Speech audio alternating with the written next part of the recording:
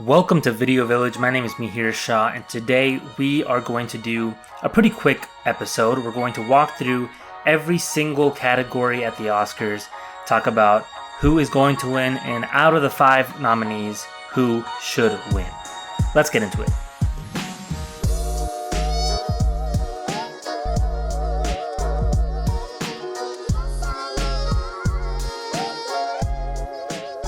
I'm doing this for a couple of reasons. I already had an episode out about a month ago where I talked about my initial predictions and initial reactions.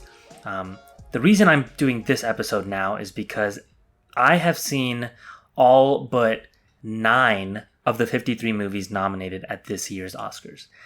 I'm going to do an episode called The Video Village Oscars, where I basically redo the Oscars and nominate 5 movies in each category that I think should be nominated, as well as introduce some fun categories of my own.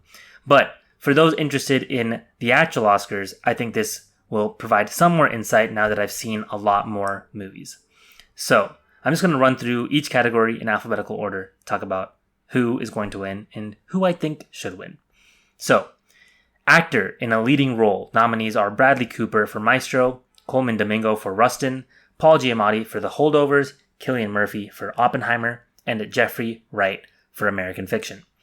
I have not seen American Fiction yet, boo-hoo, but it doesn't matter because I think Cillian Murphy is going to win this and should win this. The only other person I think is probably deserving of this out of the 5, I haven't seen American Fiction yet, so I don't know about Jeffrey Wright, but Paul Giamatti was just so lovable and great in The Holdovers.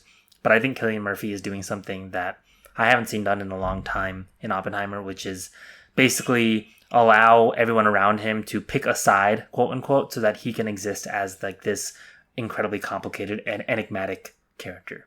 So that's my choice.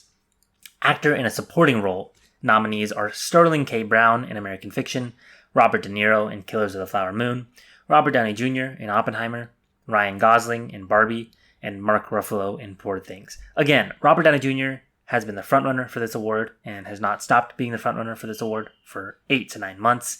He's going to win it 100%. I think I would tend to agree that he probably is the one who's most deserving. I think the only other one that I would put close to him here is actually Robert De Niro in Killers of the Flower Moon. Killers of the Flower Moon, I'll talk about it later, but just completely underrated. I don't know why no one's talking about the movie anymore.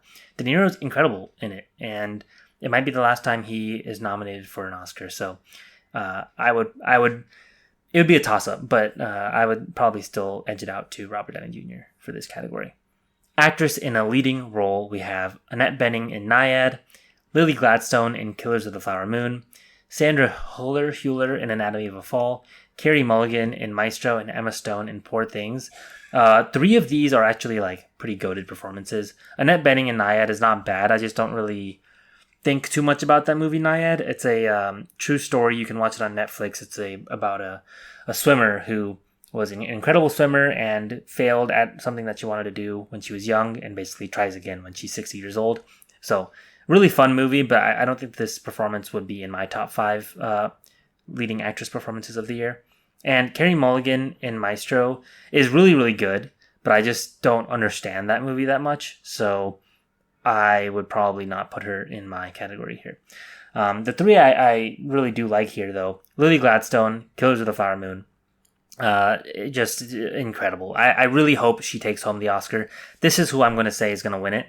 But Emma Stone in Poor Things is right on her heels, and it really could go either way. So if you're putting money down, I'd say like 51% Gladstone, 49% Stone.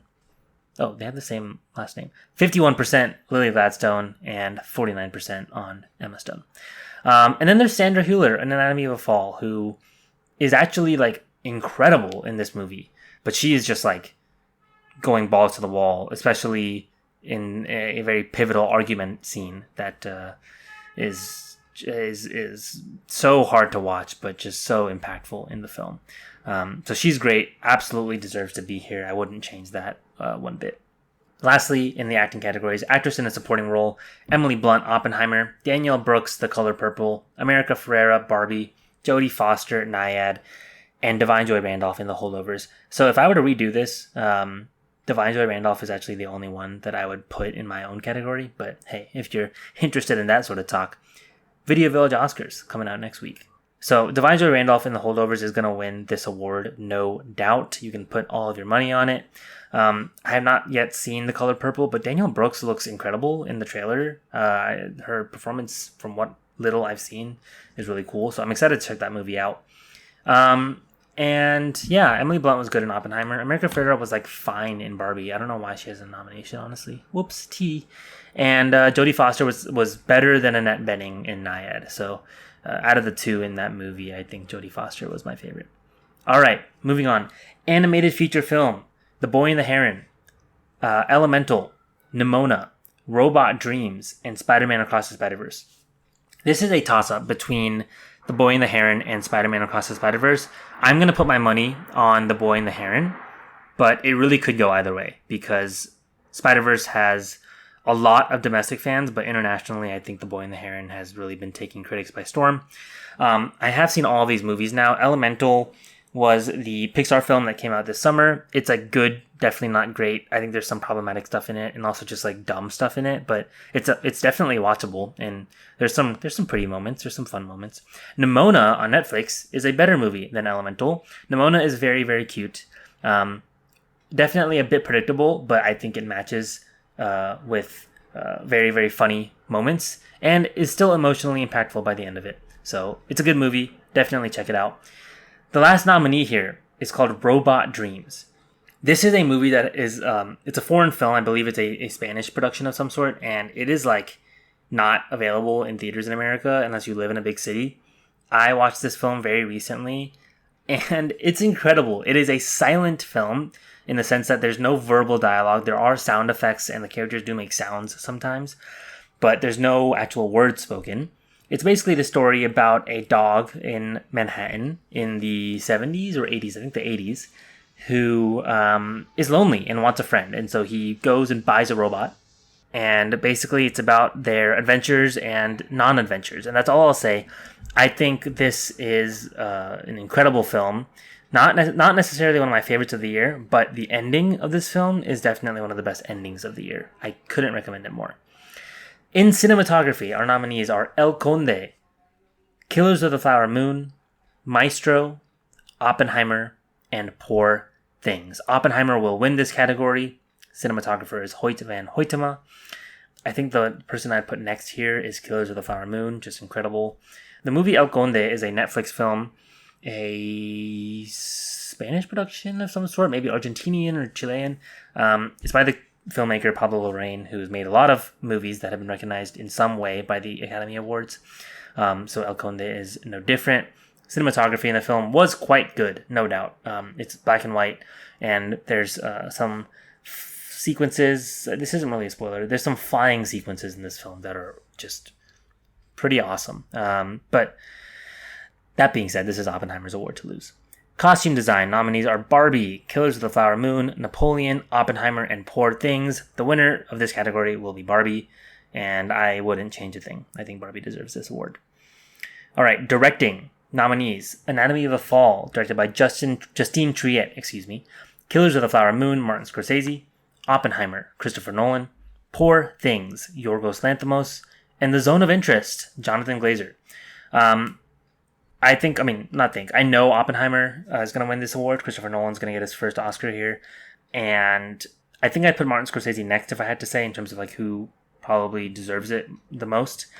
But of these five, I don't think I'd put any of the others necessarily as close as Oppenheimer and Killers of the Flower Moon. All right, now we're getting into a couple of the categories that normally when you watch the Oscars, you go to the bathroom, you turn it off, you mute it. So I've seen the documentaries. I've seen all of the short films, and I am very excited to talk about these today. Documentary feature film, the nominees are Bobi Wine, The People's President, The Eternal Memory, Four Daughters, To Kill a Tiger, and 20 Days in Mariupol. 20 Days in Mariupol is going to win this award. That is a film that you can watch for free on YouTube. It is a Associated Press documentary about a filmmaker who spends 20 days in Mariupol as Russian forces begin bombing and invading Ukraine. And it is truly a miracle of a movie. It is incredibly difficult to watch at times. It is almost scarring at times. There's some images that I'll just never get out of my head. These images need to be seen. That they have to be seen. Just incredible film. The other four here are quite good as well. I'll just go from top to bottom. Bobi Wine, the People's President. You can watch this film on Disney+. It's about Bobi Wine, who is a African pop star turned politician who attempts to run for office in Uganda. And it is pretty harrowing. It is pretty tough to watch what happens to this guy throughout the movie, but I think it's a really important story. Not my favorite movie of the year by any means. There's parts of it that kind of feel formulaic or like straightforward, but it doesn't matter really because what you're watching is just so powerful anyway. So I do recommend watching this. The Eternal Memory is next. The Eternal Memory is just beautiful. It is a movie about a journalist in Chile who is living with his wife, and basically it's about him slowly losing his memory because he has Alzheimer's, and his wife kind of documenting what that process looks like and what that journey looks like. And it's like one of the most romantic films of the year. And I really recommend it. It's powerful. It'll make you cherish your loved ones. Life is fragile. Enough said there. These documentaries are kind of downers, I can't lie. This next one is called Four Daughters. This is about a mother who had her two oldest daughters be radicalized, and they, I guess, basically became terrorists and are now in jail. And is about her and her two other daughters who are younger, and how they're kind of grown up now. It's a very unique film. Basically, what the filmmaker's done is hired an actress to play the mother, and two actresses to play the two missing daughters. And basically, it's a documentary at times, and at times it's a sort of like recreation of events using the actresses. And sometimes it's the mother acting, sometimes it's the actress. Sometimes you're not sure what's real. Sometimes you're not sure if they're actually acting or not.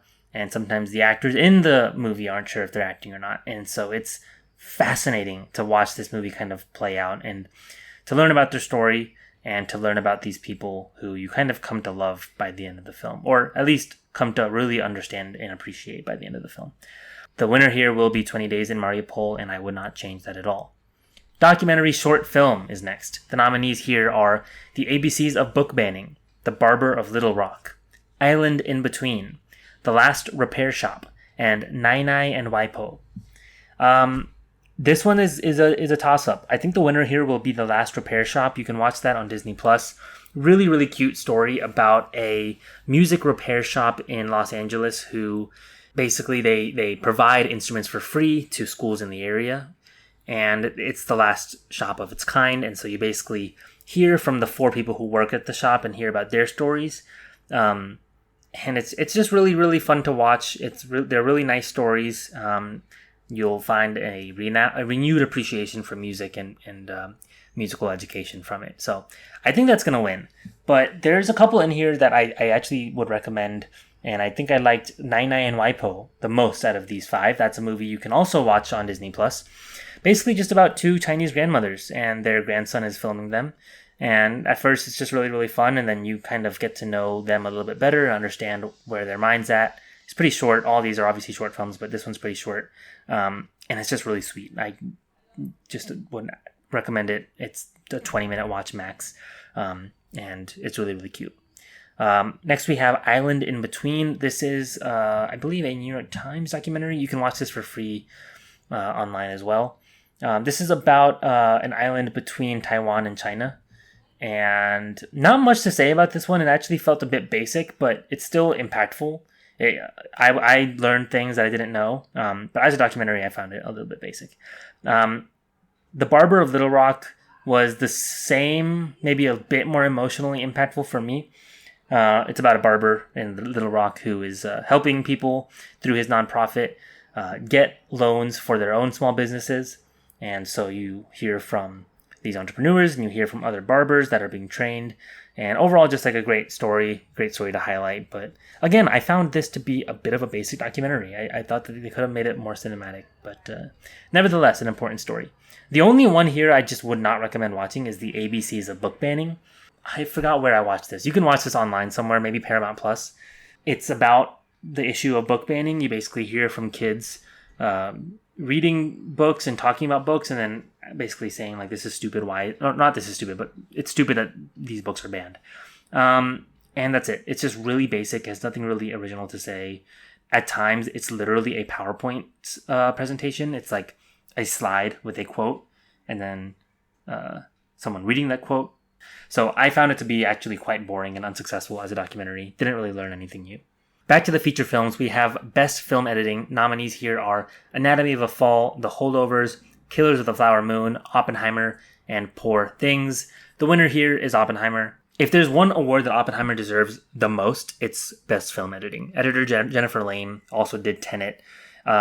It's incredible how she was able to make a 3-hour biopic feel so viscerally interesting and engaging, where you're on the edge of your seat because guys are talking about stuff. Easy winner there. International feature film nominees are The Captain from Italy, Perfect Days from Japan, Society of the Snow from Spain, The Teacher's Lounge from Germany, and The Zone of Interest from the UK. I'd recommend watching all of these films. That's the short answer here. The winner is going to be The Zone of Interest. I'm not sure which movie I liked better. So I think The Zone of Interest stayed with me the most viscerally because of the subject matter. The Zone of Interest is about the Holocaust, but it's about the people behind the Holocaust. It's about the people who run Auschwitz. And as a movie-going experience, it's pretty impressive and engaging. And obviously, with everything going on in Palestine today, it's, I think, very important to watch. And so I think there's a lot of momentum behind it. And I feel that momentum too. I feel like out of everything here, it feels the most timely. The films Perfect Days and Society of the Snow, I think, were movies that I enjoyed watching more and would equally recommend, if not more so. So Society of the Snow is on Netflix. It's a true story about a rugby team from Argentina, I think, or Chile, that crashed in the Andes, and the survivors had to survive in the middle of the Andes. And it's just incredible. I mean, I've never seen anything like it. I think it's one of my favorite movies of the year.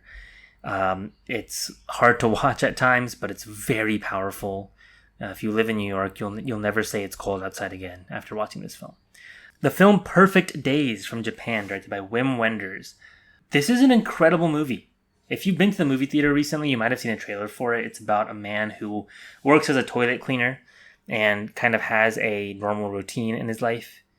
And you basically see him go through his day over and over, but there's depth revealed throughout the film. And by the end of it, you're just left with an overwhelming sense of insert feeling here. It's just a very powerful movie. The lead actor here should have been nominated for Best Actor. That actor's name is Koji Yakusho. He won Best Actor at the Cannes Film Festival for this movie. Actually kind of shocked to not see him in Best Actor after watching this film. He's just, he's incredible. I recommend watching all of these movies, specifically Perfect Days, Society of the Snow, and The Zone of Interest. But they're all at least good, if not great.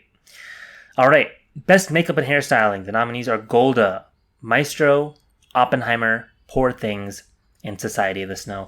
I think Maestro is going to get this simply because of Bradley Cooper's makeup, where he kind of transformed into Leonard Bernstein. Golda, one of my least favorite movies of 2023. I think it's shameful.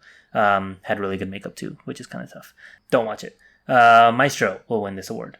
And I think I'd give it to either Maestro or Society of the Snow because of the sheer amount of makeup they had to do in that movie, with all of the wounds and all the frostbite and all the crazy stuff that they show in that film. Music categories. We have original score. Nominees are American Fiction, Indiana Jones and the Dial of Destiny, Killers of the Flower Moon, Oppenheimer, and Poor Things. This is going to go to Oppenheimer, and this should go to Oppenheimer. Next, original song. We have The Fire Inside from Flamin' Hot, I'm Just Ken from Barbie, It Never Went Away from American Symphony, A Song for My People from Killers of the Flower Moon, and What Was I Made For from Barbie. What Was I Made For is going to win this award. Honestly, I don't know who I'd give it to here. I don't think I'd really give it to any of these nominees, but yeah, sure. What Was I Made For? why not? That it's a tearjerker. I'll take it. Production design. We have Barbie, Killers of the Flower Moon, Napoleon, Oppenheimer, and Poor Things. I think Poor Things is going to win this award because Poor Things is one of those movies that like critics just like loved, and weirdly it's not going to win more than like 2 Oscars. But I think this one it will be recognized for. But I think I'd give this to Barbie. I think Barbie was able to create Barbie Land really effectively and make you really feel like you're in it. I think an underrated production design is Oppenheimer in the way that they were able to just like deck out the desert and make you really feel like you're in the room for a lot of those conversations. So that's where I stand there. But yeah, I'm probably going to put my money on Poor Things here. All right, next up, some more short film categories. We have animated short film. The nominees are Letter to a Pig, 95 Senses, Our Uniform, Pachyderm, I think that's how you say it, it's a French film, and War is Over. 2 movies I would not recommend watching are Our Uniform and War is Over. War is Over is just like dumb. It's basically like, hey, we can stop war if you want to. Such a stupid movie. And Our Uniform, much less stupid, kind of has a good point, but there's some things in it that I found to be pretty cheap, pretty like clearly catering to a Western audience. Basically, that movie is very, very short, too short. It's about a young girl's experience growing up in Iran. But there's 3 short films here that I did really, really like. Letter to a Pig is a film basically from the perspective first of a Holocaust survivor, I believe, and then of a kid listening to that Holocaust survivor talk.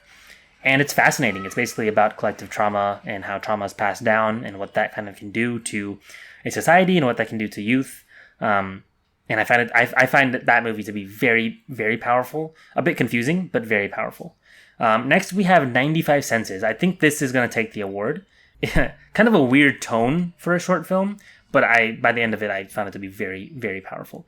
It's about a man who is on death row, reflecting on his life, reflecting on how he got there and what he would have changed, and basically just, about his morality. And I think it's 100% worth the watch.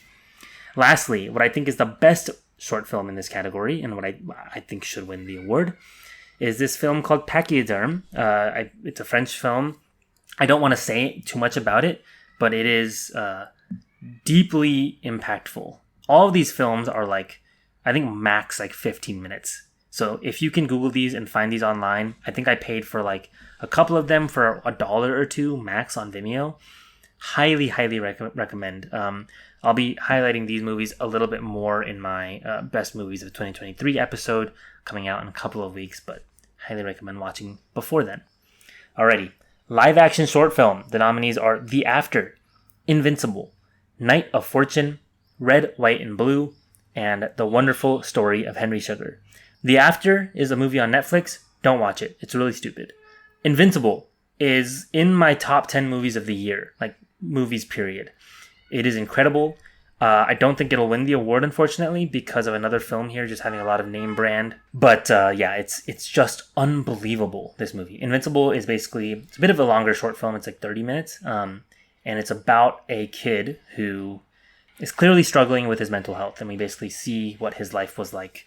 And that's all I'll say. But just a very viscerally powerful movie and one of the better performances of the year by a child actor. This film, Night of Fortune, was fine. It was good. Kind of like a black comedy about a man trying to say goodbye to his wife who has just died. This movie, Red, White, and Blue, I think had the potential to be the best movie of the year, period. But then it lasted for 2 minutes too long and kind of ruined it. Not ruined it. It's still incredible. But I hated the ending. This is a movie, Red, White, and Blue, about a woman who's trying to travel across state lines to get an abortion. And she has 2 young kids, and she doesn't have the money to do this. And so it's basically just her story for 20 minutes. And I know that sounds really sad and heavy. It's not sad and heavy, but it's a very watchable short film. And with 5 minutes left in the film, you realize something that is just one of the craziest twists in a movie I've seen all year. So highly recommend watching Red, White, and Blue. It stars Brittany Snow, who you recognize from Pitch Perfect, if you're looking for a famous person. And lastly, The Wonderful Story of Henry Sugar, directed by Wes Anderson. This will take home the award because it's Wes Anderson and everyone loves him. And I don't not love him. I think this is probably one of the better short films of the year. Wes Anderson put out 4 short films on Netflix this year, and they're all great. And this is one of the better ones, but this is definitely the longest one. It's like 40 minutes long, starring Dev Patel and Benedict Cumberbatch and Ben Kingsley and Ray Fiennes, who you might know as Voldemort. It's really, really lighthearted. It's very, very funny, really engaging. It feels like you're watching a bedtime story, the way that the actors and the script is written. Each short film here is based off of a Roald Dahl story. And so you have The Wonderful Story of Henry Sugar. You also have The Swan. You have Poison, and you have The Ratcatcher. I recommend all of them. Best Sound, the nominees are The Creator, Maestro, Mission Impossible Dead Reckoning Part 1, Oppenheimer, and The Zone of Interest. This is a toss-up between Oppenheimer and The Zone of Interest. I think I'm going to put my money on The Zone of Interest, but either movie should win it and deserves it. Both of those have incredible sound design and sound editing. If you haven't seen The Zone of Interest, I don't want to give too much away, but you'll know why when you watch it. Alrighty, Best Visual Effects. The nominees are The Creator, Godzilla Minus One, Guardians of the Galaxy Volume 3, Mission Impossible Dead Reckoning Part 1, and Napoleon. Napoleon has 3 nominations here at the Oscars. It was a good movie, but the only reason it was good is because of the visual effects and the action sequences. I guess the acting too, but I thought the story was quite weak. So I'm shouting it out now because I think the visual effects are the best part of the film. The winner here is going to be most likely The Creator, but Godzilla Minus One has sort of like a international following as well as like a lot of fans in the States now as well. So I took a 50-50 toss-up. I'll probably put my money on The Creator though. We have 3 categories left: 2 writing awards and Best Picture. Writing, for adapted screenplay, we have American Fiction, Barbie, Oppenheimer, Poor Things, and The Zone of Interest. I would put my money on Oppenheimer, but I think American Fiction might win this award. So I guess what I'm saying is American Fiction is going to win, but I think Oppenheimer should win. Still haven't seen American Fiction yet, so I don't know. But I just love Oppenheimer's script. So that's that. Writing, original screenplay. We have Anatomy of a Fall, The Holdovers, Maestro, May, December, and Past Lives. One of the stronger categories at the Oscars this year. The weakest link is Maestro. Every other nominee, Past Lives, May, December, The Holdovers, Anatomy of a Fall, for the best scripts of the year. I think that it's between The Holdovers and Anatomy of a Fall. So I'm going to put my money on Anatomy of a Fall. I think Past Lives should win this award, obviously. Past Lives is my favorite movie of the year. So pretty easy for me to say that. May December, though. May December is like my number 5 movie of the year, maybe. So would be very happy if that won it as well. May December you can watch on Netflix right now. Highly recommend it. Alrighty, lastly, we have Best Picture. The nominees are American Fiction, Anatomy of a Fall, Barbie, The Holdovers, Killers of the Flower Moon, Maestro, Oppenheimer, Past Lives, Poor Things, and The Zone of Interest. So Oppenheimer's 100% going to win this award. I would be happy if these 3 films won. Past Lives, Oppenheimer, and Killers of the Flower Moon. Killers of the Flower Moon, if Lily Gladstone doesn't win Best Actress, there's a good chance that it doesn't win a single Oscar this year.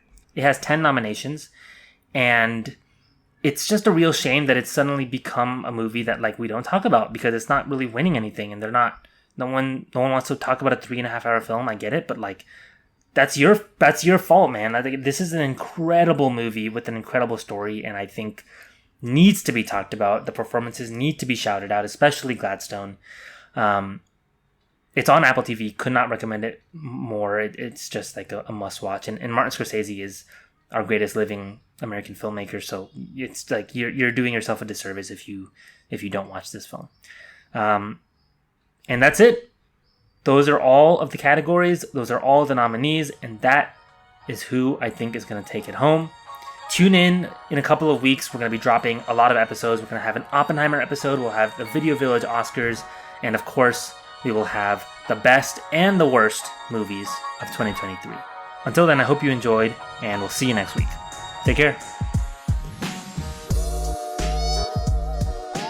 Special thanks to my lovely girlfriend, Krupa Patel, for the podcast's artwork, and my good friend, Kevin Cow, for the music that you're listening to now. You can find more of his music on Instagram at Waiguang Beats. Thanks, y'all.